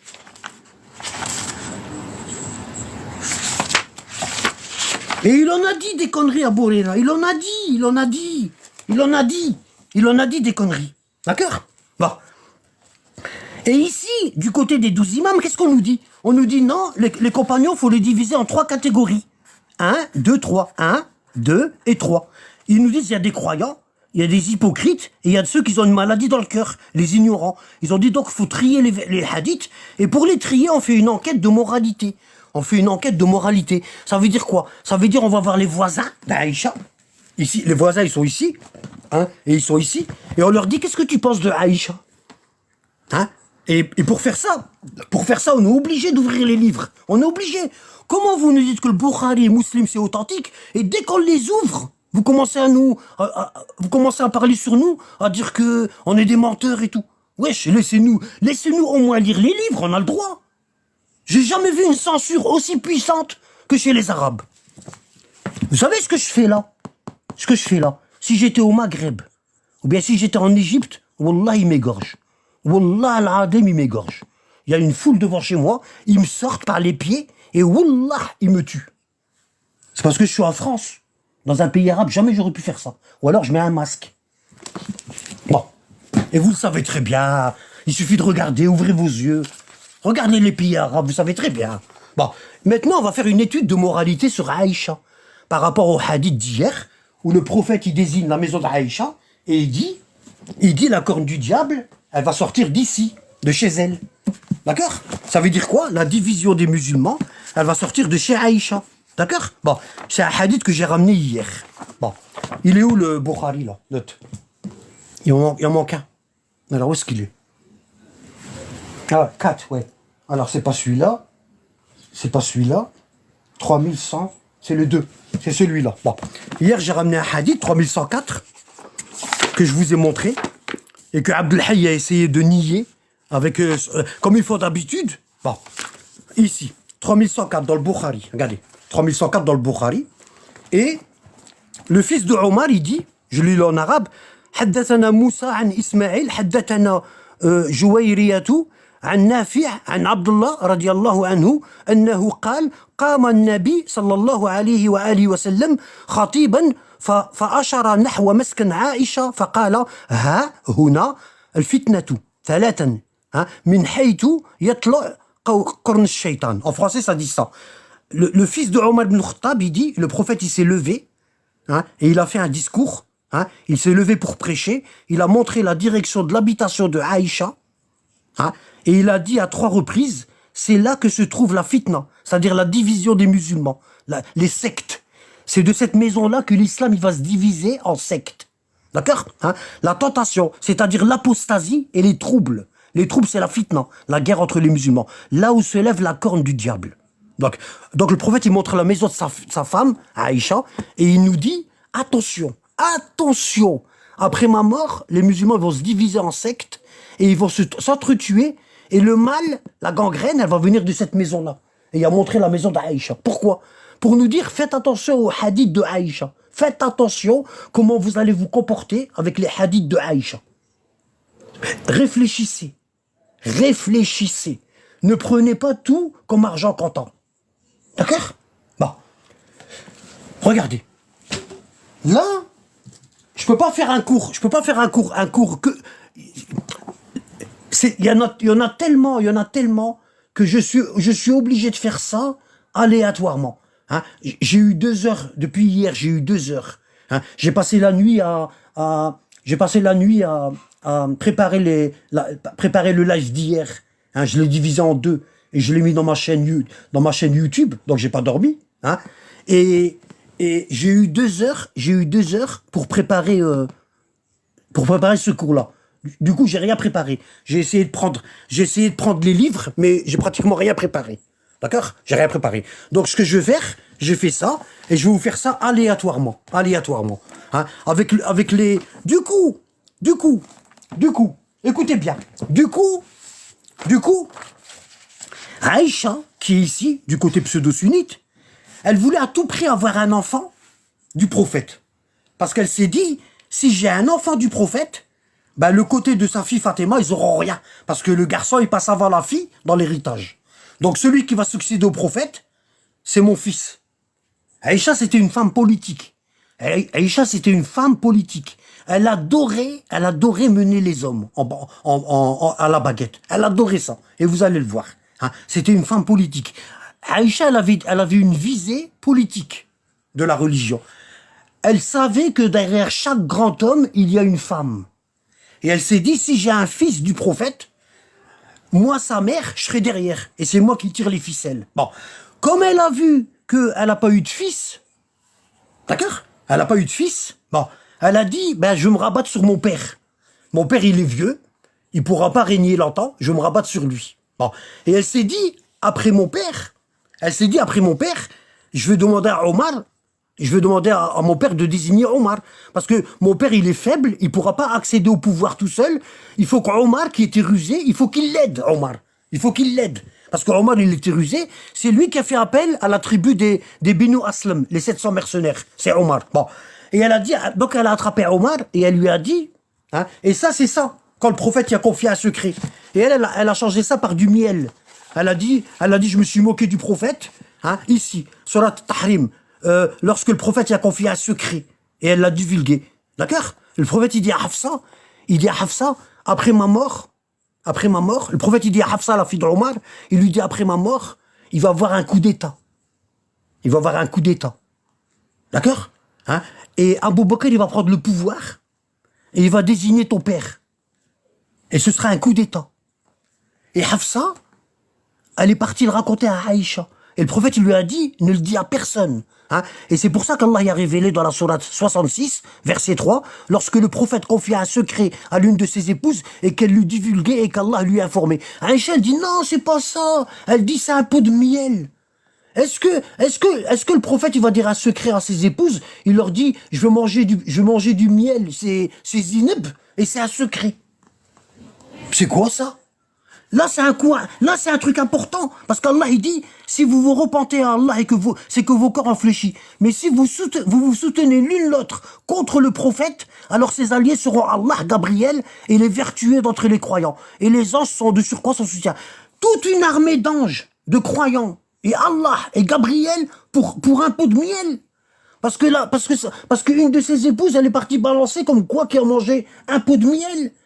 C'est son autre épouse, Zineb Ben Jahsh. Hein? Elle sait pas mentir. Alhamdoulilah. Allah, il a fait que Aïcha, elle sait pas mentir. D'accord? Ici, ça parle de califat. Ici. Ça parle de califat. Et Allah, il dit, s'il vous repudie, il se peut que son Seigneur lui donne en échange des épouses meilleures que vous. Ça veut dire Aïcha et Hafsa, elles sont pas meilleures. Et ça, je l'ai montré dans le cours d'hier. Bon. Maintenant, je reviens ici. J'allais dire un truc.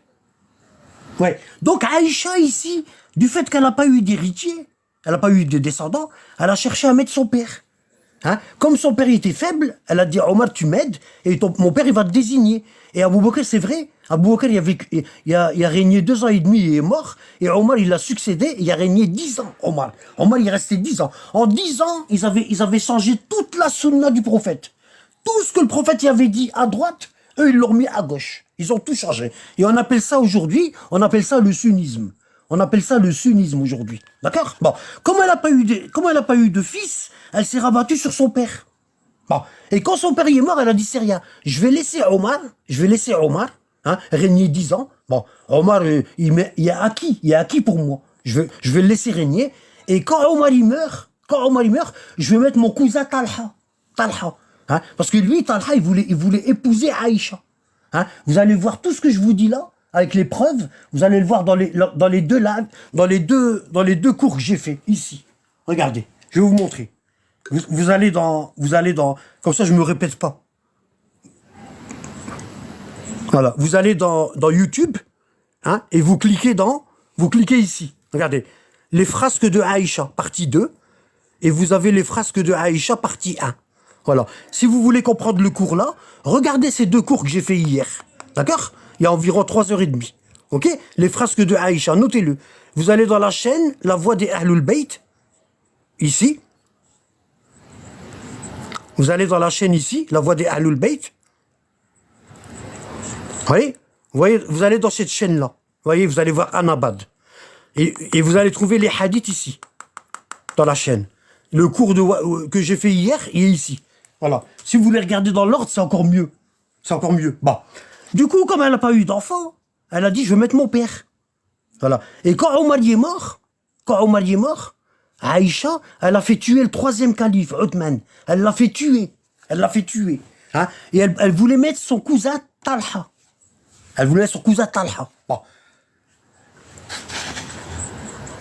Quand quand Othman il est mort, quand le troisième calife Othman il est mort, Aïcha elle n'a pas prévu le coup. Les gens ils sont revenus vers Ali, ils sont revenus vers la famille du prophète, parce qu'ils se sont dit il y a tellement eu de massacres, il y a tellement eu de guerres qu'on va revenir à Ali, parce que le prophète il l'a désigné. Quand ils sont revenus à Ali, Aïcha elle a pété un plomb. Elle a pété un plomb. Elle a pété un plomb. Elle a dit, Wallah, elle a juré, elle a dit, Wallah, tant que je resterai vivante, Ali, il sera pas calife. D'accord? Et il y a eu la bataille du chameau. Elle est sortie avec une armée de 30 000 hommes, 30 000 hommes, pour aller attaquer l'imam Ali. Elle s'est dirigée vers l'Irak. Bataille du chameau. Regardez. Voilà, ici. Voilà, vous voyez ici, bataille du chameau. La bataille du chameau, pourquoi ça s'appelle la bataille du chameau? Parce que Aïcha, elle était montée sur un chameau. Elle était montée sur un chameau. D'accord? Ok? Voilà, vous voyez ici l'image. On la voit ici, elle est sur un chameau. D'accord? Une femme qui va tuer des hommes. Au pied du chameau, il y avait 17 000 morts. 17 000 morts. Hein? Quand la bataille, elle a duré 7 jours. Quand l'imam Ali a vu que les musulmans étaient en train de mourir, il leur a dit tuez le chameau. Coupez les pattes du chameau. Quand les musulmans ils verront plus Aïcha, la bataille elle s'arrêtera. Hein? Et qu'est-ce qu'il a dit? Il a dit à son fils Hassan, va couper les pattes du chameau. Parce que les musulmans, autour du chameau, il y avait des bras, il y avait des jambes, il y avait des têtes, à coups de sabre.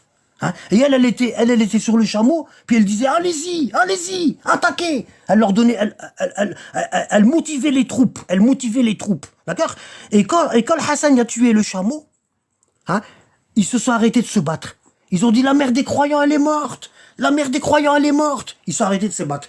Quand ils se sont arrêtés de se battre, Ali il est parti dans le champ de bataille et il a regardé, il a vu un carnage. Un carnage. Il y avait des corps entassés les uns sur les autres. À cette époque-là, 17 000, c'est énorme.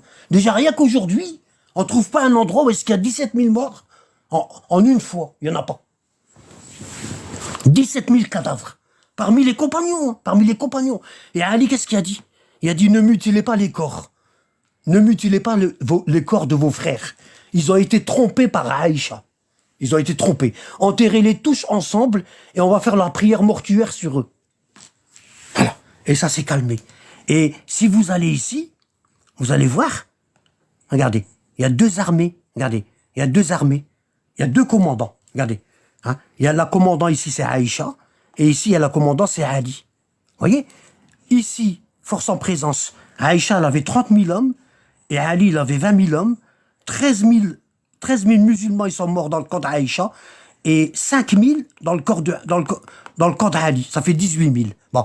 Ça s'appelle la grande discorde. D'accord? Bon.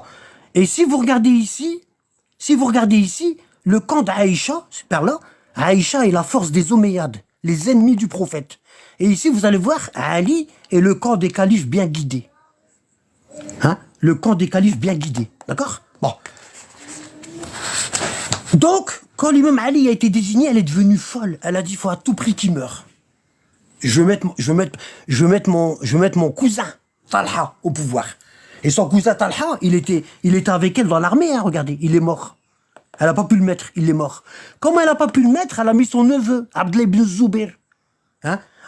Son neveu, Abdullah ibn Zubair, le fils de sa sœur, ben, elle l'a mis calife de la Mecque et elle l'a mis calife de Médine. Hein? Il fallait à tout prix qu'elle mette un homme de sa famille. Un homme sur lequel elle avait des pouvoirs. Un homme sur lequel elle avait une emprise. D'accord? Bon. Hein? Et c'est quand l'imam Ali a été tué, hein, que là, ils ont empoisonné le Hassan, le petit-fils du prophète. Ils ont coupé la tête de l'Hussein à Karbala, parce qu'il voulait défendre la religion de son grand-père. Il a dit, ils ont tout falsifié la sunna. Il n'y a plus rien qui existait à l'époque de mon grand-père, le prophète Mohammed, alayhi salam.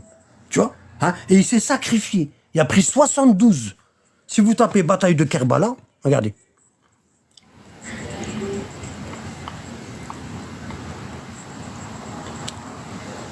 Ici, vous allez voir ça. Regardez. Ici, vous allez voir les Alides, la famille de Ali. le Hussein, d'accord? Le Hussein, l'Abbas, ici il y a tous les descendants du prophète, et ici vous allez voir les Omeyyades, les ennemis du prophète. Vous voyez, la famille du prophète contre les ennemis du prophète, les Omeyyades. D'accord? Et ici, vous allez voir 30 000 hommes chez les Omeyyades, c'est les ennemis, et vous allez voir 72 hommes du côté de la famille du prophète. 72 hommes contre 30 000. C'était un carnage. Ils ont massacré les 2 tiers de la famille du prophète. Voilà. Et après, parce que le 12e imam, el Mahdi, il a été occulté 300 ans après la mort du prophète. Ah ben, sur trois siècles, toute la famille du prophète, elle a été massacrée. Sur trois siècles. On est la communauté qui a tué le plus de descendants des prophètes. Nous, les Arabes. Wallah, on a dépassé les Juifs et les chrétiens. On est la communauté qui a tué le plus de descendants du prophète. La preuve, chaque pseudo-sunnite qui est dans le live, il se dit dans sa tête, pourquoi quand je vais à la mosquée pour la prière du vendredi, on me parle jamais de la famille du prophète? C'est toujours Aïcha, Abu Bakr, Omar. Posez-vous la question. Pourquoi quand vous allez à la mosquée, vous entendez jamais parler de Fatima, et vous entendez jamais parler d'Ali, et vous entendez jamais parler de Hassan et Hussein, la famille du prophète? Posez-vous des questions. Posez-vous. Voilà. Hein? Et aujourd'hui, 85% des musulmans, hein, et 100% des occidentaux, ils pensent que l'islam c'est ça, ce qui est en rouge. Ils pensent que le véritable islam, c'est ça, ce qui est en rouge. D'accord? Pourquoi? Parce que tout ce qui est là, ça a été rapporté par Abu Huraira et Aïcha. Donc les gens aujourd'hui, le monde entier, ils pensent que la vraie religion c'est Aïcha. Et c'est pour ça qu'on a des occidentaux, qui se moquent de nous. Regardez, on a des occidentaux qui se moquent de nous. Aïcha, elle a inventé un hadith sur l'allaitement de l'adulte. Regardez ce qui se passe en Égypte. Regardez, l'allaitement de l'adulte. Regardez, hein. Égypte. Regardez. Ici, dans 20 minutes, c'est un shit français, hein, regardez, 20 minutes, hein. Ici, dans 20 minutes, vous allez voir ça. Une fatwa qui vient des grands savants sunnites qui permet de téter sa collègue de travail. Aïcha, elle dit à la femme dans le Bukhari Muslim, hein, je vais vous le montrer après. Aïcha, elle dit, la femme de Abu Hudayfa, elle est venue voir le prophète, et elle dit, ô messager de Dieu, mon mari, Abu Hudayfa, il a adopté Salim, bébé, et on l'a élevé comme notre fils. Et maintenant, Salim, il devient un jeune homme, il a 17-18 ans, et Abu Hudayfa, il m'a dit, mon mari est venu me voir, il m'a dit, Salim, il est en train de te mater. Je vais le faire sortir de la maison.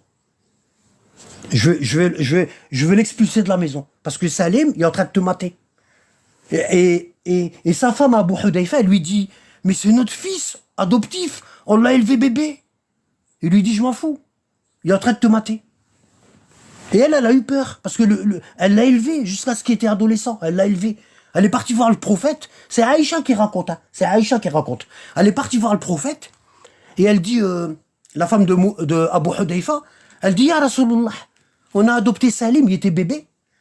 Et maintenant, Salim, c'est un jeune homme. Et mon mari, Abu Hudayfa, il est venu me voir et il m'a dit, je suis jaloux parce que notre fils adoptif Salim, il est en train de te mater. Parce que dans les maisons, ils se mettent en petite tenue, tu vois. Ils mettent pas des grands trucs noirs et tout, la burqa, hein. Il lui dit, Salim, il est en train de mater tes formes. Et elle lui dit, c'est notre fils. Et il lui dit, je te dis qu'il mate. Et je vais m'en débarrasser. Du coup, elle a eu peur, elle est partie voir le prophète. Et Aïcha, elle dit, elle a dit, le prophète, il était chez moi. Et la femme de Abu Hudayfa, elle est rentrée. Et elle dit, oh, messager de Dieu, on a élevé Salim, il était bébé. Et maintenant, Salim, c'est un jeune homme. Et mon mari veut s'en débarrasser. Et c'est mon fils. Il a dit, je veux me débarrasser de Salim. Et Aïcha, elle dit, le prophète, il a dit à la femme de Abu Hudayfa, ardi'ih, donne-lui ça. Et la femme d'Abu Hudayfa, elle a été choquée. Elle a dit, messager de Dieu, comment je peux lui donner ça? C'est un adulte. Et elle a dit, et Aïcha, elle a dit, le prophète, il a rigolé. Le prophète, il a rigolé. Et il a dit, je sais que c'est un adulte. Allaite-le. D'accord? Et Aïcha, elle dit, la femme de Abu Hudayfa, elle est partie, elle a allaité Salim, et elle est revenue, elle avait le sourire. Elle avait le sourire aux lèvres. Et elle a dit, oh messager de Dieu, j'ai allaité Salim, et il mate plus. Depuis que je lui ai donné le sein, il mate plus. Hein? Comment un adulte il peut téter d'une femme? Hein? Comment un adulte il peut téter d'une femme? Et c'est dans leur livre authentique, hein. Je vais vous montrer. Regardez. Regardez. Hein. Faut que je vous montre ça, c'est des pépites ça. Dans Sahih Muslim. Parce que ça, le Bukhari, il l'a caché.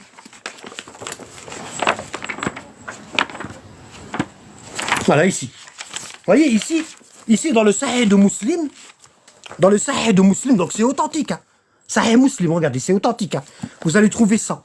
L'allaitement de l'adulte. Aïcha raconte, un jour Salim, l'esclave de Abu Hudayfa, et ce dernier et ses parents, famille, étaient avec nous. Ils sont venus chez le prophète. Alors elle, la femme d'Abu Hudayfa, elle s'est approchée du prophète et elle lui dit, voici Salim, qui est devenu un homme adulte. On l'a élevé bébé, maintenant c'est devenu un homme adulte. Hein? Et l'un des hommes raisonnables. Elle dit, il mate pas. Mon fils, c'est pas un pervers. Il est raisonnable. D'accord? De coutume, il entrait chez nous et je pense que Abu Hudayfa l'envoyait pour un motif précis. Son mari lui a dit, va demander ça à ta mère. Et il le calculait. Quand Abu Hudayfa il a capté que Salim, il matait sa femme, c'est-à-dire sa mère adoptive, il lui disait, va voir ta mère et demande-lui ça. Hein? Va voir. Et Abu Hudayfa, il vérifiait, il regardait en cachette, s'il mate. Et il a vu que Salim, il matait.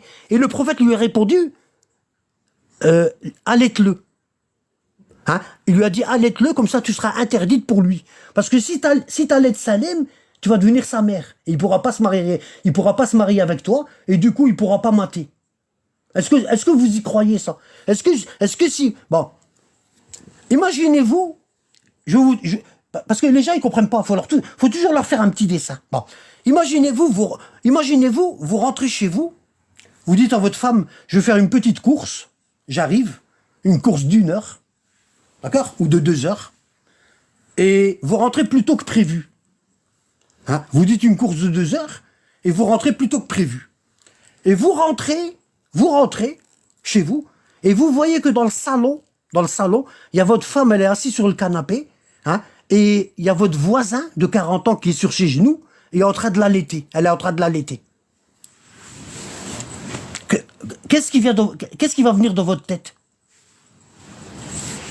Hein? Vous allez vouloir le démonter.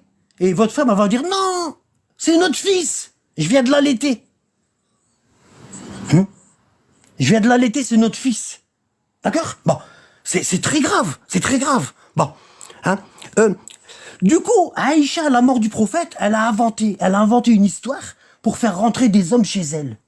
Elle les faisait allaiter par ses nièces, hein, alors qu'ils avaient même pas de lait. Ils avaient même pas de lait dans leur sein. Parce que pour avoir du lait, il faut avoir enfanté. Hein? Donc ils allaitaient comme ça, hein, 5 tétés, et l'homme, il dormait chez Aïcha. Il devenait son fils adoptif. Et Salama, l'autre épouse du prophète, elle s'est mariée la même année que Aïcha avec le prophète. Elle s'est mariée la même année. Et Salama, de chez elle, je vous ai dit comment c'était les maisons du prophète. Je vous l'ai dit comment c'était. C'était comme ça, regardez. C'était comme ça. Il y avait la mosquée, ici. Il y avait la mosquée du prophète. Ici, il y avait les pauvres. Il y avait un toit, ici. Tout en dessous, il y avait les pauvres. Et ici, il y avait toutes les maisons du prophète. Ici. Toutes les maisons du prophète. D'accord? Et ils habitaient là, les femmes du prophète. D'accord? Et il y avait une petite ruelle. Et aujourd'hui, ils ont agrandi la mosquée et ils ont mis les maisons dedans. Ils sont dans la mosquée maintenant. Bon. Et il y avait une petite ruelle. Et Salama, qui habitait ici, l'épouse du prophète, une autre, elle voyait des hommes, ils rentraient chez Aïcha, ils sortaient. Ils rentraient, ils sortaient. Ils rentraient, ils sortaient. Ils rentraient, ils sortaient. Du coup, Salama, elle est partie voir Aïcha. Et elle lui a, ça c'est après la mort du prophète. Hein. Et elle lui a dit, moi je vois qu'il y a beaucoup d'hommes qui rentrent chez toi. Elle dit, moi je pourrais pas. Comment tu peux faire rentrer autant d'hommes chez toi? Et Aïcha lui dit, c'est tous mes fils adoptifs. Tous. Et Salama lui dit, comment ça, tous ces hommes-là, c'est tes fils adoptifs? Elle lui dit, oui, je les ai fait allaiter par mes nièces, et moi aussi j'en ai allaité. Et Salama lui dit, mais d'où tu sors ça? D'où tu sors ça? Hein, en plus, c'est les deux, ils se sont mariés la même année que le prophète, hein, la même année. Et Salama lui dit, d'où tu sors ça? Et Aïcha lui dit, tu connais pas la sunna du prophète? Salama lui dit, non, c'est quoi cette sunna? J'ai vécu avec lui, j'ai jamais entendu parler de ça. Et Aïcha lui raconte l'histoire. Elle lui dit, Abu Hudayfa, il avait adopté un petit enfant Salim, et il était bébé, et plus Salim il devenait jeune homme, plus il matait sa femme. Et sa femme, la femme d'Abu Hudayfa, elle est venue chez le prophète, et elle est venue chez moi. C'est pour ça que toi t'es pas au courant, parce que la femme de Hudayfa, elle est venue chez moi. Toi t'es pas au courant de cette sunna-là, c'est une sunna. D'accord? Et Salama lui dit, bah, et qu'est-ce qu'il lui a dit le prophète? Et Aïcha lui dit, bah, il a dit à la femme de Abu Hudayfa, allaite-le, allaite Salim. Et Salama lui dit, le jeune homme. Et Aïcha lui dit, oui, elle l'a adopté, et c'est une sunna. Et moi, je pratique ça avec mes nièces, hein, comme ça, je fais rentrer des hommes chez moi, et c'est mes élèves, ils viennent apprendre la religion. Voilà. Hein? Et après, vous allez trouver des hadiths dans Muslim et tout, où un homme est rentré chez Aïcha, il a dormi chez Aïcha, et le matin, excusez-moi ce que je vais vous dire, Wallah, c'est la vérité, et le matin, il a éjaculé. Je ne sais pas qu'est-ce qu'elle lui a raconté, je ne sais pas. Et là, vous allez voir, hein, je vais vous ramener toutes les preuves. Bon.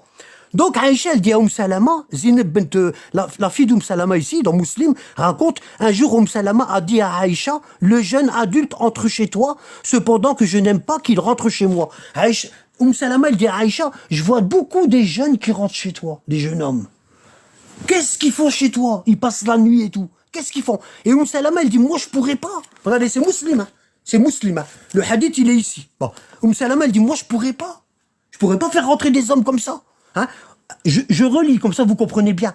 Un jour, Salama, l'épouse du prophète, a dit à Aïcha, le jeune adulte entre chez toi, cependant que je n'aime pas qu'il entre chez moi.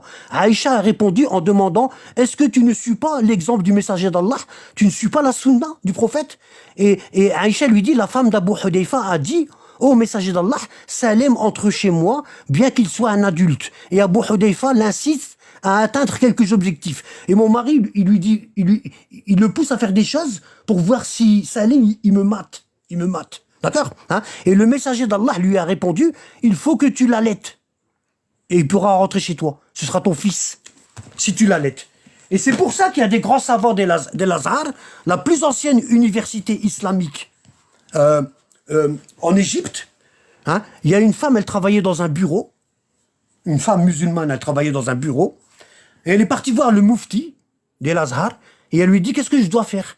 Elle a dit, je travaille dans un bureau. Et j'ai des collègues, le matin, ils viennent me dire bonjour. Et ils travaillent dans la même pièce que moi. Et mon mari, il veut que j'arrête ce travail-là. Mon mari, il veut que j'arrête. D'accord? Et le savant, il lui a dit, allaite-le. Une fatwa qui permet de téter sa collègue. D'accord? Hein? Regardez. La seule façon de se retrouver seul avec une collègue de travail dans un bureau est de la voir téter. Selon une fatwa de deux théologiens d'El-Azhar. Regardez. Hein, qui a provoqué un tollé ces derniers jours dans la presse égyptienne. L'islam interdit à une personne d'être seule dans une pièce avec une autre femme du sexe opposé, en dehors du mariage ou sans lien de parenté proche. Et il lui a dit, allaite-le. Hein? Or, Erza, etc., deux théologiens d'El-Azhar, hein, ils ont énoncé une fatwa. Selon eux, la femme pourrait désormais enlever son voile et être seule avec son collègue de travail dans le bureau, à condition de l'avoir allaité à 5 reprises. Voilà. Donc, si vous voulez que vos voisins ils rentrent chez vous, allaitez-les. Allaitez-les. Ok? Bon.